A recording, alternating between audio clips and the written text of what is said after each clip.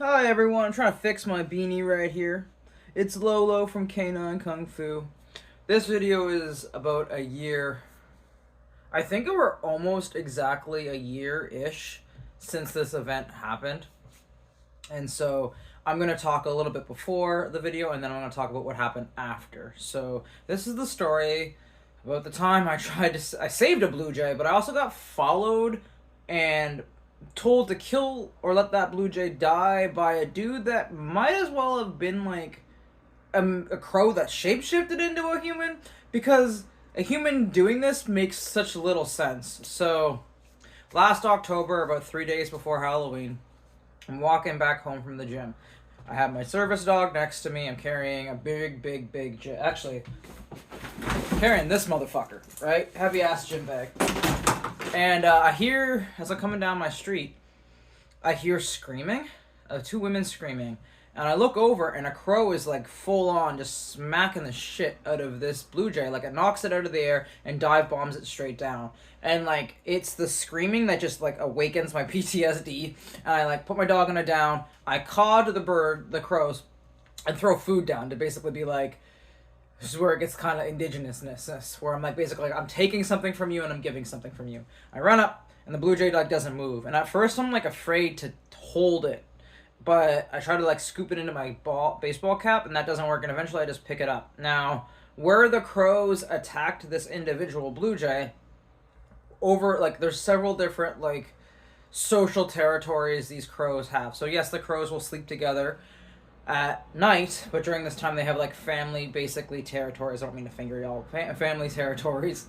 And so I'm like, right where I live in my backyard is a completely different crow territory, and those crows and me are pretty cool. They probably won't have whatever beef this has. And so you'll see, like, I pick up this little blue jay. I'm walking my dog in heel, like off leash heel. He's looking at this blue jay like, am I gonna eat this? And I'm like, no, you're not gonna, with this giant ass bag, because I can't hold my dog's leash and take care of this bird. Which is another reason why y'all should train your dogs and train your animals, because in emergency situations, the only thing that won't betray you is your training, and if your training fails, you betrayed your training didn't betray you. And so, this window, my dog is trained to go through, in and out, so I send him through the window, I throw my bag out, and I close it, because I don't want to, I'm trying to lessen the stress of this bird. And so, I walk it up, and that's the footage you're gonna see here in the next cut, where I'm like trying to get it to fly, and I'm kind of just narrating my thoughts. And you can hear a crow in the backyard actually give a warning call. I didn't fully catch this until I looked back on the footage. Is that it's like warning me that some dude's coming up behind me. Now, what's crazy is the way that he came up, like, there was a pathway that was used at that time, but the way that he came up made no sense. You wouldn't come up this way to utilize the pathway that like he could have been using. I have never seen this man before, and I have not seen him since. So we're gonna put the footage that I do have of the event, and then I'm gonna tell you what happened afterwards. He's really scared, but I gotta get him away from those crows. He's not far. I had to put Gohan inside. He did really good for that. He thought I was bringing him home a meal, and you did too. I'm not gonna let that happen. Good. Good boy. Girl, I know, I'm not gonna let anything happen to you.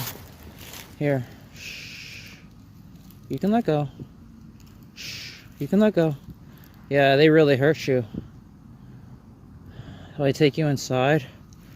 Let go. You're okay. You're okay. Oh no, buddy. Shh. You're okay. You're okay. They attacked him really bad. You're okay. Let go. You can let go. Let go. Sir, there you go. Yeah, yeah. Yeah, he's close to death. I don't want them to kill him. You're okay. Hey. Shh. Shh. Shh. There you go. Yeah.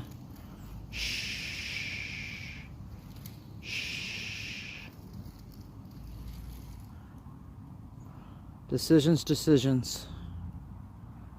Shh. Fucking followed me too.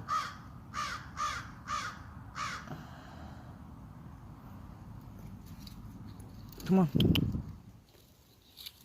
No, it's in shock. Come on. Oh, fuck. Hi. Oh, sorry. No, it's not funny. The crows attacked it. I just wonder if you rescue this bird. You're right. There we go. That's what I was waiting for. Wow. I knew it could fly. I just was waiting for it. I just thought what... Oh, fuck. Only doctors can help me. Maybe. Here. Sometimes you only deliver it to doctors. Yeah, there is a wildlife people here in Nova Scotia. I thought about what other birds will eat if you rescue. Yeah. And so you can see he like comes up and like laughs initially. Like his first thing is to laugh about the bird's condition. Some man that doesn't know me. And so people that know me in this area, they know Lolo does not joke around. So I'm trying to keep myself calm, right? So after the bird flies around and crashes, I like pick it up and I stop filming because this dude is sending me, but I'm just trying to stay calm for this bird, right? So I like take the bird up and I get it to fly, and it flies into the back trees of the backyard area. And I like take a couple steps forward just to see, like, because the crows were still there. So I was trying to see if those crows are going to beef with this man. Now, I don't get really good footage of that man, because at that time I was like hesitant to film people without their permission. Now I don't do that because of this incident. Because when this man is talking to me, his accent doesn't make any sense. Like, I cannot tell you what accent he was speaking to me in. And when I look at his, like, he was dressed in all black, but when I look at his face, like, every microsecond it looked a bit different. And in my memory of him, his face looks like several different men I've had weird situationships with. Like, men that I could have romantically been with. Like, his, like, face, like, had a morphy quality to it. And that's where I'm like, is this dude just a crow? Like, was it the crow that shapeshifted into a man to try to re-kill this blue jay? Like, I'm half joking. If you are familiar with indigenous culture, you know that, like, crows are generally seen as shapeshifters. So, like... And I think partly why my brain wants to believe that more is what happens next is so creepy. So I get the bird to fly off, and the guy's like, oh, no, leave it. You must leave nature alone to do its own thing, yada, yada, yada. And I turn around, and I'm like, listen, I don't know where the fuck you're from, buddy, but you're not going to bring your colonizer ass over here and tell me how to interact with Mother Earth. And the dude just looks at me for a second, right? And he's like, looks at me like no emotion in his eyes, and he goes, what is your name? And I'm like, no, I'm not giving this man my name. This man thing is my name, man. That, right? So, I square up, and I'm like, man, you gotta get off this property right now. Like, I can't even properly square up. I'm in tight space here. But I, like, square up a bit on him. I'm like, man, you gotta get off this property right now, or we're gonna have a real big problem here. And, no, sorry, that's not exactly what I say. What I say is, you don't live here, dude. You're trespassing. Because I take a second to be like, wait a second, this guy doesn't live in this apartment complex. I've never seen this guy before in my life. And that's what also scared me, is that he walked in with such confidence on private property that was not his own, and felt very confident to tell me what to do and how to proceed. And so I'm like, all right, buddy, you gotta go.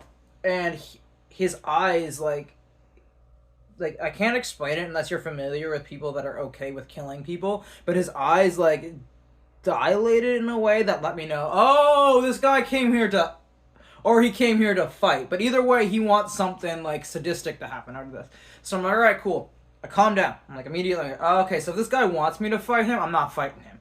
So I go straight up, all right, dude, you're trespassing. You don't live here. You need to leave, or I'm going to call the police. And then he's starting to back up. So, had a little cut in the middle. I'm like, man, I'm going to call the cops. So he starts to back off, but because I'm louder than anyone, just talking normally, I'm continuously speaking in caps locks. A guy from next door, who I didn't know at the time, goes, if there's a woman telling you to leave her alone, that means you need to leave her alone! And, he comes running up, right, to, like, get between us. And I'm like, wait a second, this is the first time I've ever been in a fight where it's me on the side of the 2 against or the 3 against 1. I'm gonna march this guy off, because the cops don't come. you call the cops and sometimes they just go, we don't care. Like, they're like, that's not an issue. And they, like, don't come, or they'll just like, hey, we're just checking in. We're not, you had an issue, but we're just gonna call instead. I know this person said they were gonna stab you, but is everything okay now? Like, ridiculous, right? So, there's no point in relying on the police if you live in this neighborhood, right? They just won't come. They won't come. Unless it's, like, something that, like, the more affluent people are complaining about.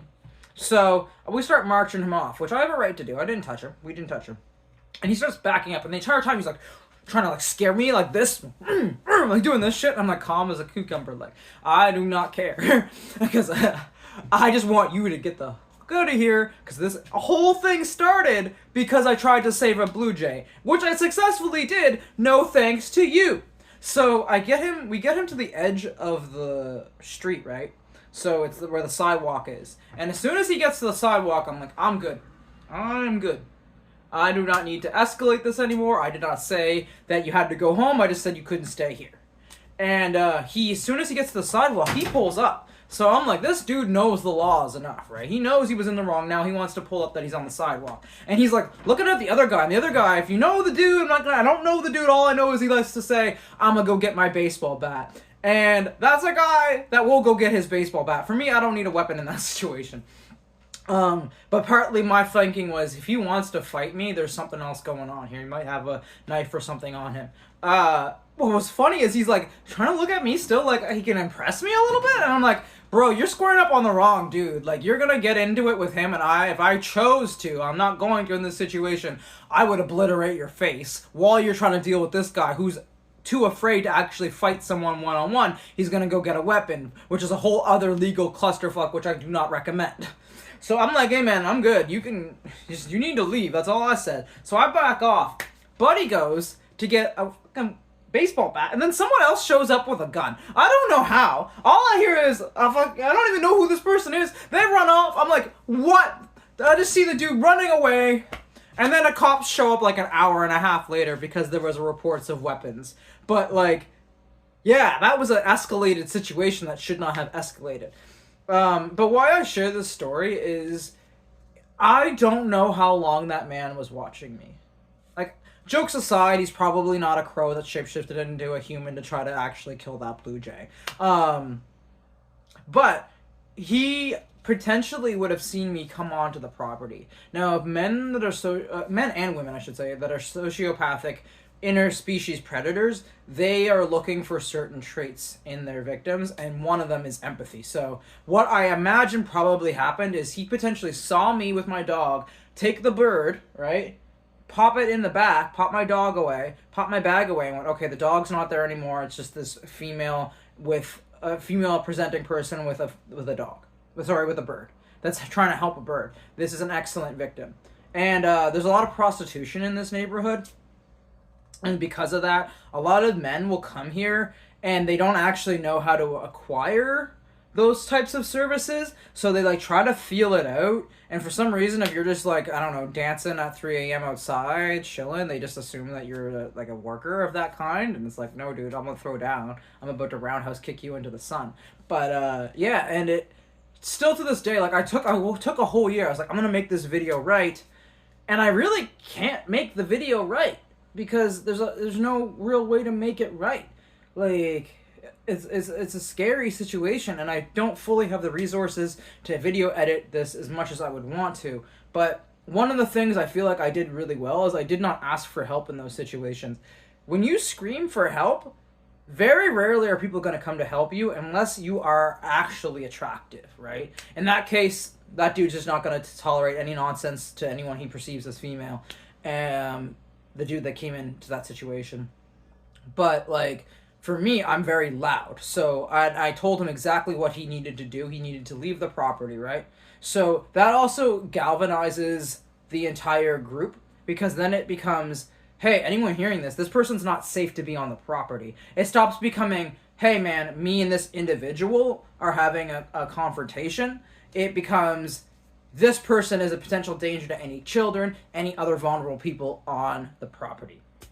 Now, what was funny is I heard like from later on that people were like watching, like several people like saw this happen, and they were like, "Who the fuck is fucking with Lolo?" They were literally like, who is messing with Lolo? Like, who is actually gonna do that? Like, they're stupid." And I'm like, that's what's so funny is like, I'm out here punching trees in the woods, and you're gonna like come over and try to mess with my whole thing. But it also like really kind of really bothered me in a different way because I feel like I there's like a pathology of privilege in the sense of just like being able to help a small little creature. I should be able to do that without being put in a situation where someone's trying to like acquire some sort of services from me. Yeah. But it could have also just been a crow that shapeshifted into a human. Like, I'm still not, like, I'm not saying that is what happened, but if there was proof in my eyes, like, if I saw a crow shapeshift into the same weird dude wearing all black with weird angular features that also didn't seem consistent, like, he looked like a different face every time I kind of looked at him from a different angle, I'd be like, oh, okay, yeah, that dude was a crow. And then I would go on in my life with complete peace because I would be able to understand what happened. For me, I'm like, there's some dude with some weird foreign accent that, like, I can't even describe as, like, just accent. Like, if you described an accent to an alien trying to pretend to be a human, like, walking on to the, like, thinking, being so comfortable, and even the way he came in, like, if he had followed me directly, he would have to have come around the other way. It was just weird. It was a weird situation, but it shows that, like, things can escalate extraordinarily quickly, and I'm not telling people, especially like AFAB people, to do what I did because I'm crazy. I love fighting, like the actual aspect of fighting. And for me, like part of me does believe if I go out in a fight, I go to Valhalla. But I also know that 99% of men that are looking for an AFAB or a female to prey on are cowards. They're looking for the easy victim, and I'm not an easy victim. I'll bite your jugular off. I don't care. And for me, actually dealing with that and knowing that no one's coming to save me usually, that was a rare situation. And the other thing too is afterwards I was like, why have I ever fought people when it's like 3 against 1? Like, I've fought in crazy crowds of people. Like, they don't all join in usually. That's why I'm confident to do it. It's very rare. The more people there are, the more they also get in each other's way. But like, I've stepped into situations where, like, if the group had chosen to, it's like 8 of them beating me, and I just like didn't even think because I'm like, what's happening and why I'm stepping in is so inherently wrong that I have to step in. But yeah, like, what am I thinking? What was I doing? I'm nuts. I'm crazy. Don't do what I do. Like, except for make a lot of noise, hold your ground, and escalate. Now, if the other man hadn't come into that situation, I would have probably had to call the police, which was a bluff because the police aren't coming. But it was enough to make the dude start to think, right? Okay, I need to back up here.